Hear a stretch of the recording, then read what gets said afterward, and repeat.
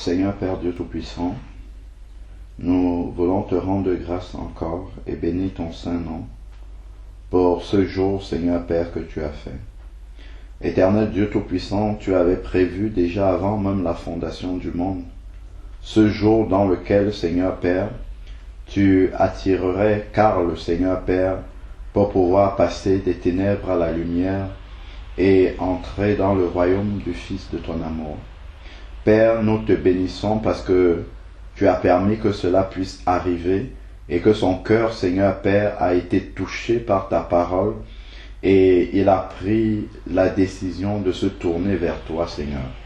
Père, nous voulons te remettre la suite entre tes mains, que tu nous précèdes où nous allons aller pour, Seigneur Dieu Tout-Puissant, procéder au baptême. Père, que tu sois au contrôle de toutes choses, Seigneur Père, dès maintenant, Seigneur Père, jusqu'à ce que tout soit achevé selon ton plan. Père, que vraiment ton esprit nous conduise dans tout ce que nous allons faire, que nous n'accomplissions que ta volonté au nom de Jésus-Christ. Amen. Amen. Donc nous allons partager quelques mots sur le baptême, comme ça quand on va aller, ça sera juste pour procéder justement à l'immersion. Si on prend dans 1 Pierre vers la fin, pas loin d'Apocalypse, 1 Pierre chapitre 3,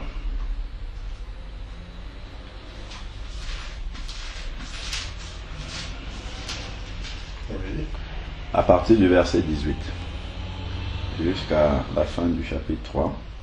Donc il est dit, en effet, Christ aussi est mort une seule fois pour les péchés, lui juste pour des injustes, afin de vous amener à Dieu. Mis à mort selon la chair, il a été rendu vivant selon l'esprit. Par cet esprit, il est aussi allé prêcher aux esprits en prison, qui avaient été rebelles autrefois, lorsque la patience de Dieu se prolongeait au jour où Noé construisait l'arche, dans laquelle un petit nombre de personnes, c'est-à-dire 8, furent sauvées au travers de l'eau. Donc ces personnes ont été sauvées au travers de l'eau. Donc ça, c'est un premier indice sur justement la puissance qu'a le baptême, la puissance spirituelle, voilà, qu'il y a dans le baptême. Par contre, il faudrait effectivement que le baptême soit précédé, suivi, accompagné d'un ensemble de choses qui font en sorte que ce baptême-là puisse être valable.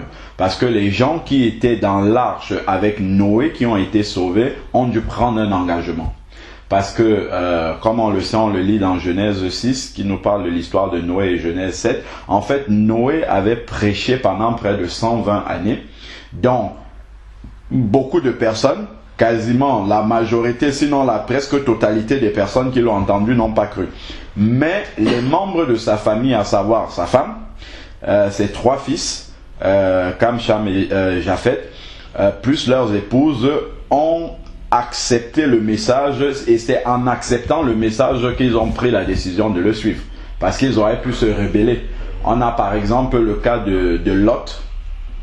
Lot, je crois, c'est dans Genèse 19, où lorsque les anges sont venus pour détruire la ville de Sodome et Gomorrhe, les anges l'ont prévenu, lui ont dit, si tu as des membres de ta famille dans la ville, il faut que tu ailles les prévenir qu'il va avoir la destruction, il faut qu'ils sortent. Donc Lot est parti prévenir justement ces 2 filles ces filles qui avaient épousé des habitants de Sodome. Et pour les maris déjà de ces filles-là, il a paru plaisanter. C'est comme si c'était une plaisanterie pour eux. Donc ils n'ont pas pris au sérieux. Et les filles aussi ont suivi leur mari. Par contre, il y a ces 2 filles vierges qui ont cru, qui habitaient encore avec lui, qui sont partis avec lui, et elles ont été sauvées. Donc le fait qu'elles soient parties avec lui, c'est une adhésion en fait au message, justement parce qu'elles ont reçu cette parole-là de bon cœur, et donc elles ont été épargnées, elles ont été sauvées, elles sont sorties justement de l'endroit où le jugement devait arriver. Donc ici, l'arche qui est une protection par rapport au jugement de Dieu qui est venu. Donc ils ont été sauvés au travers des eaux, mais ce salut-là est précédé justement d'une adhésion de cœur à un message. Voilà, donc c'est ça. Donc c'était la figure du baptême, verset 21, qui vous sauve. C'était la figure du baptême qui vous sauve. Donc c'est parce que effectivement ils ont été dans l'arche qu'ils ont pu être sauvés. Donc qui vous sauve, c'était une figure du baptême qui vous sauve à présent et par lequel on ne se débarrasse pas de la souillure de la chair. Parce que les Israélites, en fait, à leur époque, à l'époque de la loi, ils avaient des bains rituels, en fait, où ils se nettoyaient l'extérieur parce que, effectivement, une souillure physique du corps était spirituelle aussi pour eux, quoi. C'est-à-dire que ça te souillait devant Dieu. Voilà pourquoi, par exemple, si tu touchais un mort, par exemple, tu étais impur pendant 7 jours. Parce que justement tu avais une odeur de mort sur toi. Voilà, donc c'était un peu comme ça, c'était vraiment dans le domaine physique. C'est pourquoi effectivement, pour que il n'y ait pas une confusion par rapport justement à ces bains, je crois d'ailleurs que Jésus dans Matthieu 15 est interpellé en fait par les pharisiens qui lui disent que tes disciples ne lavent pas leurs mains comme le dit la tradition avant de manger. Alors que nous on le fait, donc nous on respecte mieux la loi qu'eux. Et Jésus va leur dire non, c'est pas le fait de laver les mains qui purifie, c'est en fait l'état de votre cœur, c'est ce qu'il y a dans le cœur. Ce n'est pas ce qui entre dans la bouche qui souille l'homme, mais c'est ce qui sort. Voilà, exactement. Donc, en fait, ce sont toutes ces images-là qui renvoient justement aux pratiques de l'ancienne alliance où le fait de... Bon, les musulmans un peu copient avec les ablutions, hein, voilà, donc ça vient de là. Donc, où quand on se nettoie le corps physiquement, ça lave des souillures. Donc, en fait, ici, là, il s'agit plutôt d'une figure spirituelle, voilà, de la sortie de la vie de péché. Voilà, donc en gros, c'est ça. Donc, qui ne lave pas des souillures de la chair, mais qui est, voilà, donc une demande adressée à Dieu d'une bonne conscience. Donc, c'est un engagement de bonne conscience. Donc, quand on passe dans les eaux du baptême, ça veut dire que on s'engage à marcher sur les principes de Dieu. On s'engage à abandonner nos voies pour suivre Dieu. Parce que Ésaïe nous dit, Ésaïe 53, verset 6, je crois, nous dit que nous étions tous errants, chacun suivant sa propre voie. Donc, et puis, quand nous avons entendu l'appel qui vient de la croix, nous nous sommes détournés pour ne plus suivre notre propre voie, mais suivre celle que Dieu nous propose. Voilà. Donc, et ça, c'est un engagement volontaire. En fait, Dieu ne nous a pas forcés à le faire, mais nous avons reçu sa parole et nous avons compris que c'est cette parole-là qui va nous sauver. Voilà, donc je crois que c'est Jean 1, verset 12 aussi et 13 qui disent en fait que la parole de Dieu, à tous ceux qui l'ont reçue, elle a donné le pouvoir de devenir enfants de Dieu. Donc c'est ceux qui ont reçu cette parole-là de bon cœur qui vont devenir enfants de Dieu parce que cette parole-là va produire la vie en eux. Comme Jésus disait, mes paroles sont esprit et vie. Voilà, donc une fois maintenant qu'elles ont reçu cette parole-là de bon cœur, je crois que c'est encore dans Acte 2 au verset 41 ou 2 où il est dit que ceux qui ont écouté la prédication de Pierre le jour de la Pentecôte et qui ont reçu cette parole-là de bon cœur se furent baptisés. Voilà, donc c'est vraiment cet engagement-là parce qu'ils ont reçu cette parole-là. Acte 2 verset 41, ceux qui acceptèrent sa parole de bon cœur furent baptisés. En ce jour-là, furent ajoutés environ 3000 âmes à l'église. Dans la version d'origine, c'est à l'église. Donc, en fait, justement, il faut recevoir cette parole-là de bon cœur. Et c'est cette parole-là qui apporte une transformation radicale dans notre vie et le baptême vient simplement matérialiser cela dans le domaine physique, ce que la parole a déjà produit dans le domaine spirituel et la venue de l'Esprit Saint justement dans la vie de la personne qui a reçu cette parole-là dans le cœur. Alors, donc il y a un autre verset qui me venait à l'esprit, toujours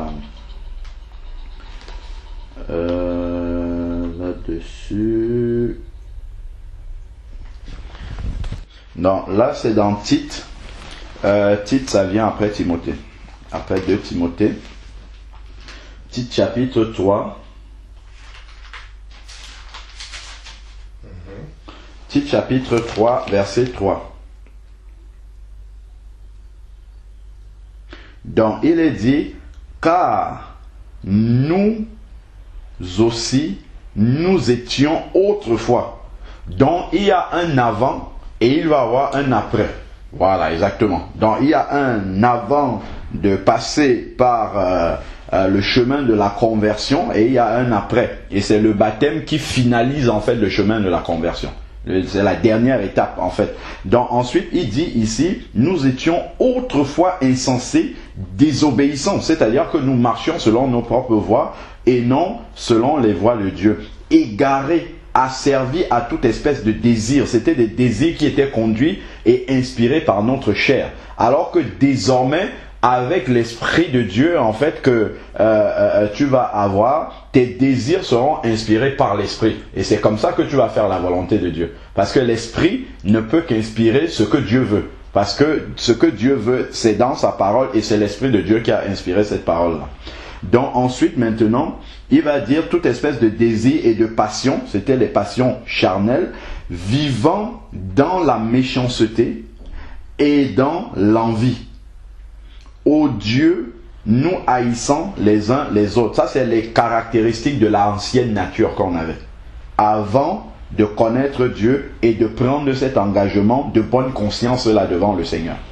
Mais, lorsque la bonté de notre Sauveur et son amour pour les hommes ont été manifestés, lorsque la bonté du Seigneur pour les hommes et son amour, lorsque la bonté de Dieu, notre Sauveur, et son amour pour les hommes ont été manifestés, il nous a sauvés. Non parce que nous aurions fait une œuvre de justice, non, c'est pas parce qu'on mérite, mais en vertu de sa propre miséricorde. C'est-à-dire, miséricorde, c'est accorder le pardon son pardon à quelqu'un qui ne mérite pas. Voilà, c'est ça la miséricorde. Donc, il a accordé par sa propre miséricorde. Voilà, il dit, par le bain de la régénération. Donc, justement, le baptême va venir ici, en fait, compléter et achever le processus de régénération complète, qui lui-même suit la repentance. Parce qu'il faut une repentance d'abord avant, une adhésion de cœur, comme dit Romains chapitre 10, je crois, verset 9, qui dit que celui qui confesse de sa bouche, parce qu'il faut une adhésion verbale, celui qui confesse de sa bouche Jésus-Christ comme Seigneur et Sauveur et qui croit dans son cœur que Dieu l'a ressuscité d'entre les morts, celui-là sera sauvé. Voilà pourquoi souvent, avant de plonger quelqu'un dans les eaux du baptême, on repose souvent la question vraiment pour que la personne confesse de sa bouche, même si elle a déjà fait en privé avec le Seigneur. Dans le bain de la régénération et le renouveau de l'esprit, parce que l'Esprit Saint vient habiter dans cette personne-là et produit en fait une naissance nouvelle. C'est-à-dire que la personne reçoit un cœur nouveau complètement, avec une pensée nouvelle, avec une volonté de plaire à Dieu. C'est comme une petite voix qu'on entend à l'intérieur de nous qui nous guide à chaque fois, qui nous dit ça, Dieu n'aime pas ça, ainsi de suite. Voilà. Donc, si on regarde au verset 11 du chapitre 2, toujours dans Tite, chapitre 2, verset 11, il est dit la grâce de Dieu, source de salut. Donc c'est cette grâce de Dieu qui a fait en sorte que Jésus aille à la croix pour les péchés des personnes que nous sommes alors que nous étions encore des pécheurs. Jésus-Christ est mort à la croix alors que nous étions encore des pécheurs. Donc il nous a aimés avant même que nous ne nous tournions vers lui. Et il dit cette source de salut, la grâce de Dieu, source de salut des hommes, a été manifestée. Voilà. Dieu nous a fait grâce. Mais par contre, ce n'est pas parce qu'il nous a gratuitement pardonné que nous devons poursuivre notre vie comme nous voulons. Au contraire, c'est pourquoi il dit, elle, la grâce de Dieu, qui est la source du salut, cette grâce-là, parce qu'il nous a fait grâce, alors que lui, ça lui a coûté la vie, elle nous enseigne à renoncer à l'impiété. C'est-à-dire que notre repentance devienne effective de manière pratique. C'est ça l'engagement de bonne conscience. Donc, notre repentance doit devenir concrète dans la vie pratique de tous les jours. Dans la grâce de Dieu, quand je réalise que Dieu m'a pardonné, j'étais loin de lui, j'ai vécu en ennemi de Dieu, en ennemi de la croix, parce que je faisais des choses qui sont abominables aux yeux de Dieu, que malgré ça, il m'a pardonné au point de porter sur lui justement le châtiment que je méritais. Ça, je me dis, s'il est mort pour le péché, je ne dois plus continuer à vivre dans le péché. Donc, elle nous enseigne à renoncer à l'impiété, au désir de ce monde. Donc, le monde va toujours nous communiquer des désirs qui sont contraires à la volonté de Dieu. C'est pour ça que 1 Jean chapitre 5, verset 19, nous dit en fait que le monde est sous la domination du malin. Donc tout ce qui est dans le monde est inspiré par le malin, et comme le malin sait qu'il lui reste peu de temps, il essaye d'amener le maximum de personnes avec lui dans son chemin large qui mène à la perdition. Donc renoncer au désir du monde et à vivre dans ce siècle présent d'une manière sensée, juste et pieuse. C'est-à-dire que nous devons vivre d'une manière justement complètement différente de celle des païens, avoir des aspirations complètement différentes de celles des païens. Et cette aspiration-là, en fait, est celle qui nous pousse à rechercher toujours à être dans la volonté du Seigneur. C'est ça qui est l'objectif le plus important de notre vie. Nous pouvons, parce que bon, les païens, eux, ce qu'ils vont rechercher, c'est d'avoir une belle maison, une belle voiture. C'est-à-dire que ils sont dans une échelle de valeur qui ne doit pas être la nôtre. Moi, je peux être privé de toutes ces choses-là, mais la préoccupation et l'aspiration profonde de mon cœur, ce qui me donne la paix, c'est le fait que je sois en communion avec Dieu, que je sois dans la volonté de Dieu. Mais ce ne sont pas les préoccupations charnelles de la terre, les besoins charnels de cette terre qui doivent m'apporter la paix lorsque c'est satisfait. Non, si j'ai tout ça et que je ressens par l'Esprit de Dieu qui est en moi qu'il y a un problème entre Dieu et moi parce que j'ai des péchés non confessés ou bien parce que je suis en train de pratiquer quelque chose que Dieu n'aime pas, c'est ça qui doit m'attrister. Voilà la nouvelle vie dans laquelle en fait l'enfant de Dieu s'engage. Si on prend 1 Jean, donc c'est après 2 Pierre là-bas, 1 Jean chapitre 3 versets 9 à 10. 1 Jean chapitre 3 versets 9 à 10. Il est dit que quiconque est né de Dieu, c'est-à-dire né de nouveau, ne commet pas ou ne pratique pas le péché. C'est-à-dire qu'il ne pêche pas volontairement. Pourquoi? Parce que la semence de Dieu demeure en lui. La semence de Dieu, c'est la parole de Dieu qui habite à l'intérieur de lui et qui est gardée à l'intérieur de lui par l'Esprit Saint. Voilà. C'est cette semence-là, parce que quand tu vas vouloir t'engager dans le péché, l'Esprit Saint qui habite en toi va te rappeler la portion de la parole de Dieu que tu t'apprêtes à transgresser. Et là, tu vas dire non, je ne dois pas le faire. Pourquoi? Parce qu'il va te laisser libre en fait. Il ne va pas t'empêcher, l'Esprit Saint, il va juste te rappeler. Et maintenant, comme tu as un engagement de bonne conscience, tu vas suivre ce que l'Esprit Saint te dit et non suivre ce que la chair te dit. Parce que ce que la chair te dit, la chair qui est inspirée par le malin, va te dire transgresse, c'est pas grave. Tu pourras demander pardon après. Tu vois? Mais par contre, le Saint-Esprit va te rappeler la parole de Dieu et ton engagement de bonne conscience que tu avais prise au moment où tu es passé dans les eaux du baptême. C'est ça qui va te pousser à faire ce que Dieu veut. Donc, tu ne vas pas pécher volontairement parce que la semence de Dieu demeure en lui et il ne peut pratiquer le péché puisqu'il est né de Dieu. C'est par là que se manifestent les enfants de Dieu et les enfants du diable. Ça, c'est ce que la parole de Dieu dit sur la différence entre quelqu'un qui est converti au Seigneur Jésus et quelqu'un qui ne l'est pas. Parce qu'il n'y a que deux royaumes. Soit le royaume de Dieu, soit le royaume de l'ennemi. Si on n'est pas complètement converti au Seigneur Jésus, c'est qu'on appartient à l'ennemi. Ça peut choquer un peu comme ça, mais c'est la vérité. Et maintenant, quand il parle c'est là qu'on différencie les enfants de Dieu et les enfants du malin.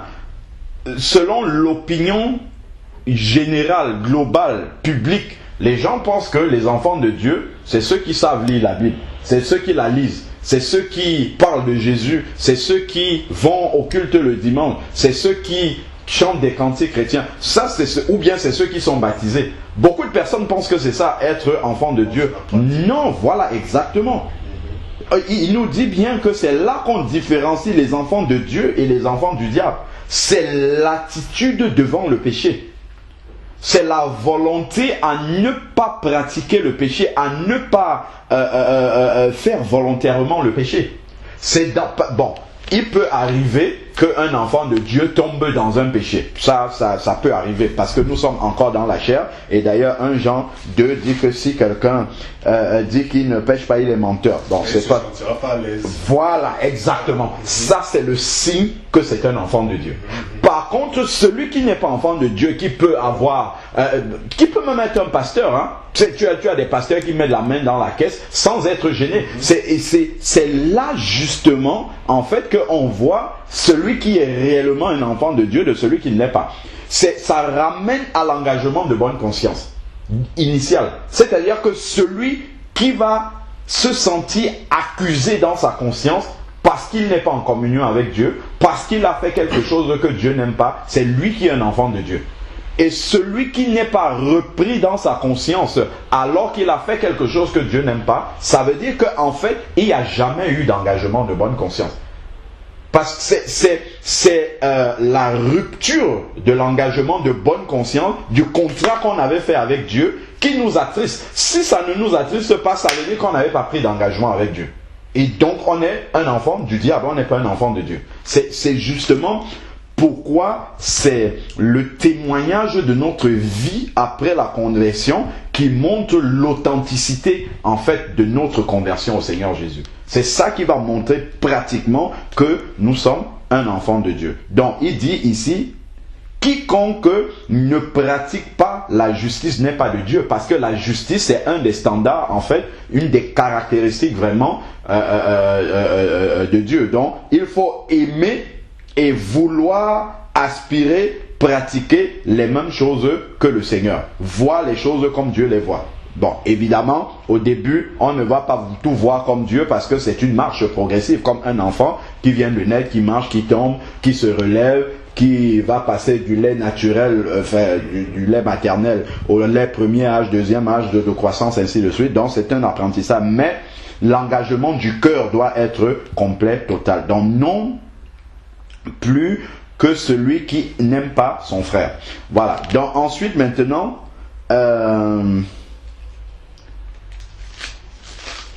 il va dire également un autre aspect important, 1 Jean 5, verset 18, qui est très important, parce que le baptême qui vient conclure la nouvelle naissance, lorsqu'on devient un enfant de Dieu, on passe dans les eaux du baptême, ainsi de suite, il y a une délivrance qui s'opère. Délivrance parce que le Seigneur nous fait passer en fait des ténèbres à la lumière, du royaume de Satan au royaume de Dieu. Il nous transporte dans le royaume du Fils de son amour. C'est Colossiens 1 verset 13 qui le dit.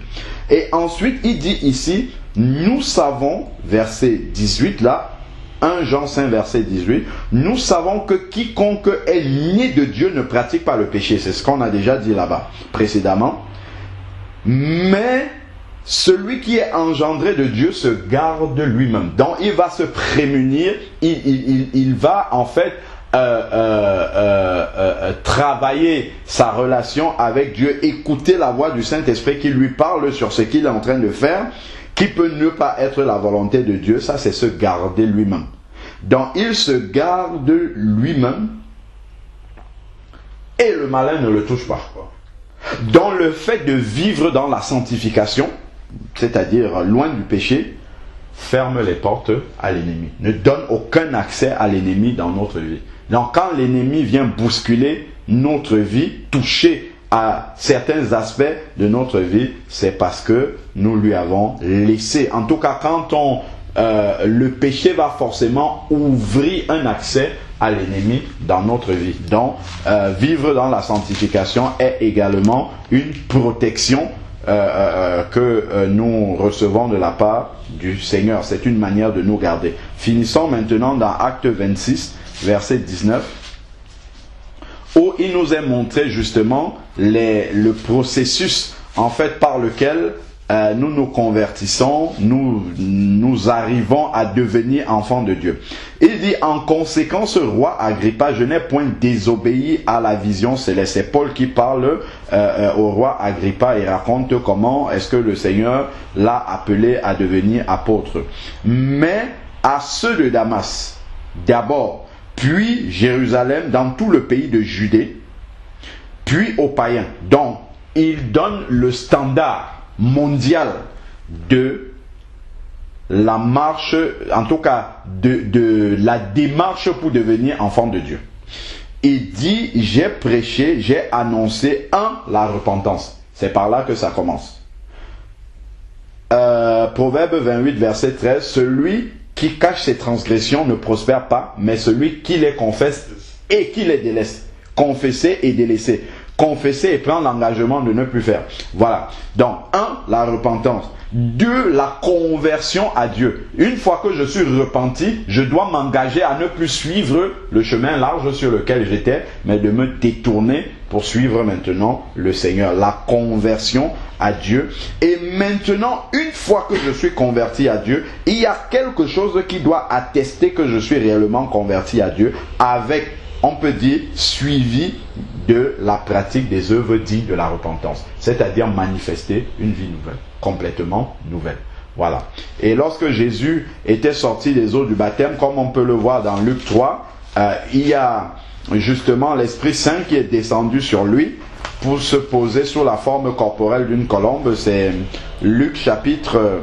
Voici mon fils aimé en qui j'ai mis... Voilà, toute mon affection. Donc ça, le Père a attesté, celui-ci est mon fils en qui j'ai mis toute mon affection. C'est Luc chapitre 3, verset 21 au verset 22.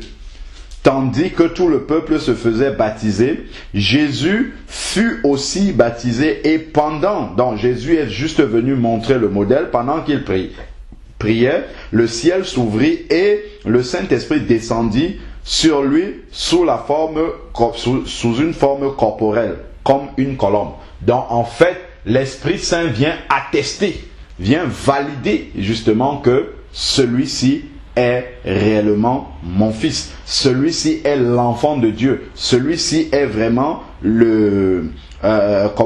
fait partie de la famille de Dieu. Voilà, parce que être enfant de quelqu'un, c'est faire partie de sa famille. Donc, on peut voir par exemple dans Acte 10 qu'il y a des disciples sur lesquels le Saint-Esprit est d'abord descendu et immédiatement Pierre qui était là, Acte 10 verset 44 à la fin jusqu'à 47, Pierre qui était là dit, comme ils ont reçu le Saint-Esprit, tout de suite il faut qu'ils passent dans les eaux du baptême afin que le processus soit complet. Voilà. Donc c'est un peu ça. Donc le baptême vient toujours valider, conclure complètement la démarche de la nouvelle naissance, de la conversion et puis de l'entrée en fait dans la famille des enfants de Dieu qui est l'Église. Voilà globalement et rapidement ce que il faudrait savoir. Dieu, sans tenir compte des temps d'ignorance, comme nous dit Acte 17, verset 30 à 31, appelle tous les hommes en tout lieu qu'ils aient à se repentir parce qu'il a prévu un jour pour le jugement. Donc avant la conversion, Dieu considère les personnes comme ignorantes, donc si elles se repentent, il les accepte. Mais une fois qu'on est devenu enfant de Dieu, l'Esprit Saint en nous révèle les paroles de Jésus, comme il a dit, je vous enverrai le consolateur, il vous rappellera mes paroles, voilà, ainsi de suite, et vous annoncera les choses à venir. Donc nous ne sommes plus ignorants. Nous sommes maintenant responsables des paroles que nous avons reçues. Donc le Seigneur ne nous considère plus comme ignorants, mais il nous considère comme responsables. Donc voilà pourquoi, s'il nous arrive de tomber, tout de suite, on doit se mettre à genoux devant le Seigneur pour lui demander pardon et il ne faudrait pas que cela soit volontaire. Voilà, donc la marche du disciple. Et une fois maintenant qu'on devient disciple, acte 2, verset 42, parce que là on a lu le 41, qui nous a dit que tous ceux qui ont accepté la prédication de Pierre de bon cœur se sont fait baptiser. Et immédiatement après 42, il nous est dit, il persévérait dans l'enseignement des apôtres. Donc c'est ça qui vient tout de suite après. Une fois qu'on devient disciple, après s'être repenti, passé dans les eaux du baptême, c'est de persévérer dans les enseignements des apôtres. Ça c'est 1. 2. La communion fraternelle, c'est-à-dire qu'ils se réunissaient ensemble entre personnes qui ont expérimenté la même chose, donc qui sont nés de nouveau également, qui sont passés dans les eaux du baptême. Donc cette communion fraternelle, il y a un travail que le Seigneur fait au travers de la communion fraternelle, parce que quand je suis tout seul, je n'ai pas une échelle de mesure de ma croissance spirituelle. Surtout, justement, dans le travail intérieur de la mort de ma chair. Donc, je peux croire, par exemple, que j'ai atteint déjà, parce que je lis la parole de Dieu et que je suis d'accord avec cette parole, je peux croire que je l'ai acquise. Mais c'est lorsque je serai au contact des frères, au contact des sœurs, au contact de d'autres chrétiens, qui n'auront pas forcément le même tempérament que moi, comme on dit le fer aiguise le fer, et que ma chair sera poussée à réagir. Et là, je vais voir où est-ce que j'en suis.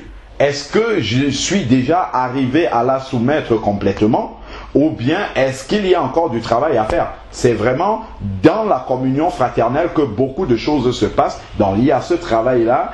Bon, il y a aussi d'autres aspects qui sont certainement plus agréables. Le fait, par exemple, que Dieu dépose des dons en chaque personne pour l'utilité commune du corps. Donc quand tu viens en tant qu'enfant de Dieu, tu deviens, selon la parole de Dieu, une pierre vivante. Donc Dieu va déposer des dons en toi. Et ces dons-là, des dons, des talents, sont pour l'utilité de l'Église. Donc il ne faudrait pas que tu les gardes avec toi. Il faudrait que ce que le Seigneur a déposé en toi, que tu puisses l'apporter aussi à d'autres personnes.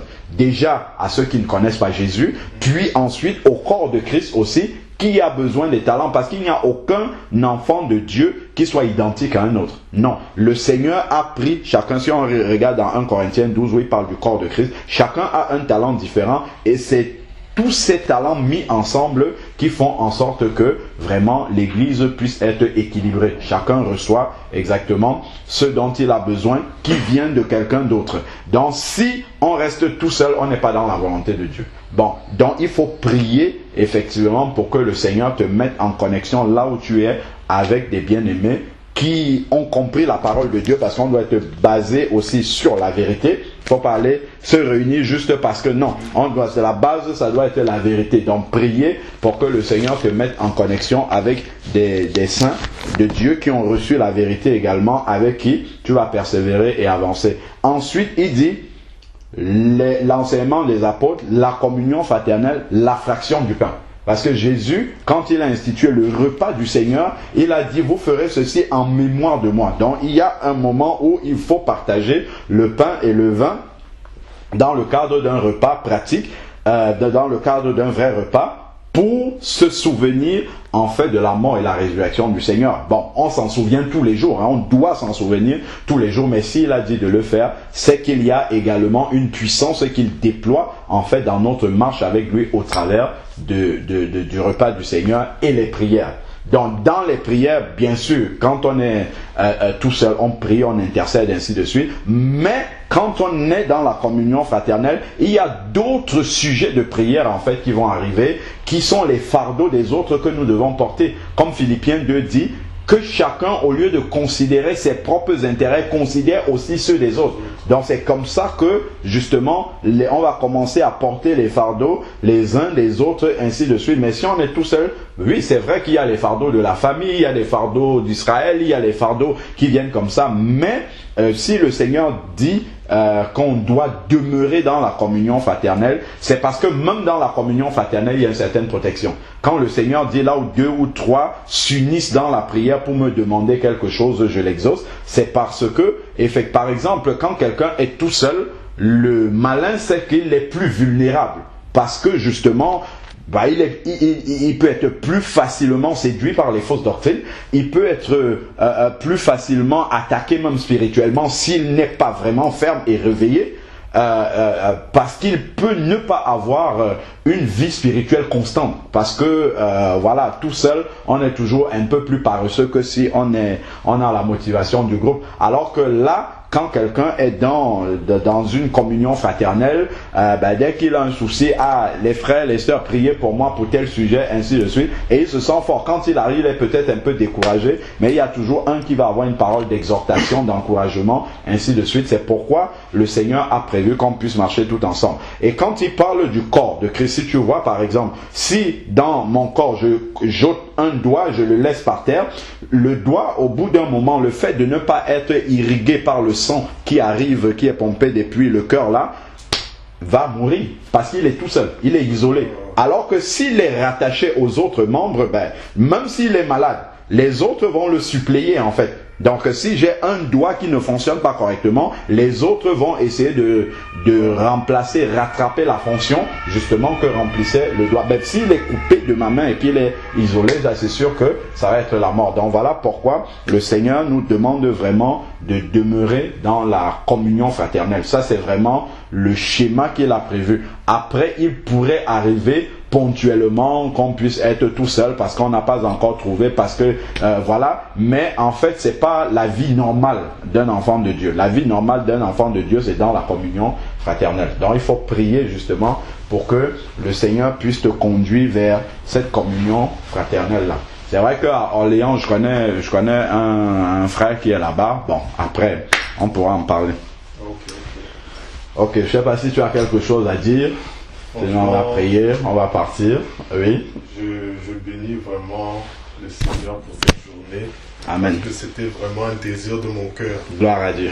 Gloire à Dieu. Parce que comme tu le dis, je suis un peu isolé, c'est vrai. Mais en lisant la parole, j'ai su que le baptême, c'était le chemin à suivre. Amen. Amen. Amen. Sauf que comme j'appartiens un peu à une dénomination d'église, bon, en même temps, le Seigneur m'a parlé de me calmer, que ça se fera cette année. Amen. Amen. Bon, c'est vrai, je suis resté calme, mais je me suis dit, Seigneur, c'est vrai, tu m'as dit de me calmer, ça va se faire, mais je vois que je suis seul, je ne suis pas dans une église. Comment je vais le faire? Oui, tout à fait. Donc, comme je te disais la dernière fois, j'ai mis ça en prière toute une nuit, et le lendemain, il m'a conduit donc vers l'enseignement que tu mets sur YouTube, D'accord. Jésus. D'accord. Et donc j'ai vu comment tu procédais au Cameroun, donc j'ai vu que mais Seigneur, ça existe. La parole telle qu'elle est écrite dans la Bible existe. Gloire à Dieu. Donc c'est par là que je t'ai appelé et vraiment je bénis vraiment l'Éternel pour cette grâce. Amen. Amen. Parce que c'était vraiment un désir de mon cœur et je vois mon entourage autour. Alors, c'est la pression. Bon, eux ils sont dans des églises. Bien sûr. Mais moi, je sais sur qui je compte. Amen. Et je savais que le Seigneur allait me conduire. Amen. Amen. Donc j'étais très calme. Et gloire à Dieu. Gloire à Dieu. Gloire à Dieu. Alors ça, déjà, dès le départ, le Seigneur te montre déjà sa fidélité. Vraiment, quand on désire être dans la vérité, il pourvoit pour que les choses puissent se passer. Et l'esprit de discernement est important. Tout à fait. Sinon, on s'égare. Tout à fait, exactement. Tout à fait. Et j'aurais pu m'égarer depuis Bien sûr. Ouais, avec la pression, justement, de ceux qui font autrement. Oui, tu aurais pu te laisser... voilà. C'est comme là, je dis que je vais me faire baptiser, tu as des réactions, mais est-ce que tu es préparé? Ouais, je comprends. En tout cas, gloire à Dieu. Amen.